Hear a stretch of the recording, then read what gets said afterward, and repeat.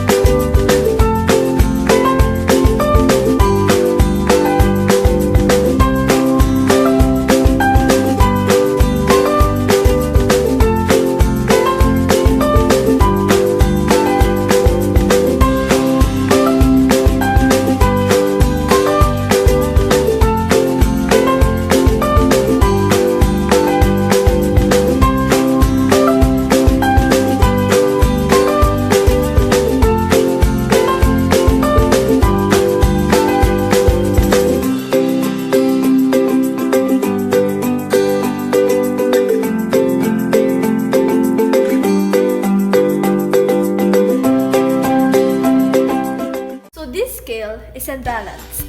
For it to be balanced, you should add more mass to the other side. Just like how we want it to be balanced on the both sides, a chemical reaction should also be balanced on both sides. So, a chemical equation shows us the substances involved in a chemical reaction. The substances that react, reactants, and the substances that are produced, products. So, law of conservation of mass, when a chemical reaction occurs, the mass of the products should be equal to the mass of reactants. Balanced chemical equations occur when the number of atoms involved in the reactant side is equal to the number of atoms in the product side. So, let me show you an example.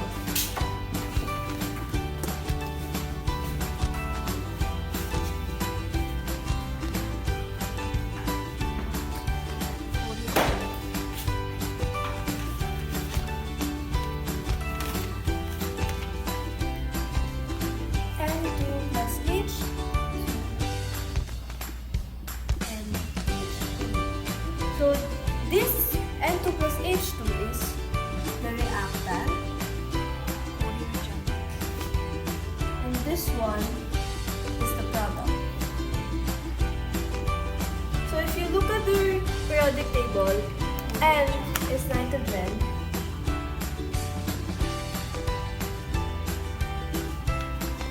and H2 is hydrogen, while NH3 is ammonia. So in this chemical reaction, nitrogen N2 with hydrogen H reacts together to produce ammonia. NH3, the reactants are nitrogen. So this equation is imbalance. If you look at it, there's N equals to 2 and hydrogen is equals to 2. While on the product, N, nitrogen is equals to 1 and hydrogen is equals to 3. So we need to make use of coefficient. So what is the meaning of coefficient? Coefficient, a number that we place in front of a chemical formula.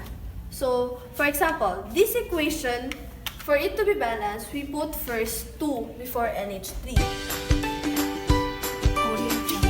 So as you can see, N is equals to 2, hydrogen is equals to 2, and nitrogen is equals to 2, and then hydrogen is equals to 6. So as you can see, it's imbalanced. This 2 is balanced. This 2 is imbalanced. So we need to try another one. So we need to make use of other coefficient in front of H, hydrogen 2. So let's try 2. So what will happen is hydrogen will be 6 because 3 times 2 is equals to 6. So it will be balanced. So this is the property. There is no coefficient in front of N2, so it is automatically 1. It's invisible 1. To balance the equations, so here are the things to do. Count the atoms of each element in the reactants and the products. And the The second one is use coefficient. Place them in front of the compound as needed. The steps here are simple, but it's just a process of trial and error. What is covalent bond? Covalent bond is a bond between non-metal and non-metal. Example of the covalent bond given, NH3, which is equals to ammonia. Now let's identify if it's polar, nonpolar, or ionic bond. Electronegativity difference. Nonpolar 0 to 0.4, polar 0.4 to 2.0, ionic 2.0 and above. Nitrogen's electronegativity is 3.0. Hydrogen's electronegativity is 2.1. Now let's subtract it, which is equals to 0.9, and it's a polar bond. Now let's find the group of nitrogen and hydrogen. Nitrogen is from group 5 and hydrogen from group 1. Now let's draw the Lewis-Dot structure of the covalent bond of NH3. Let's put one N and 3 H.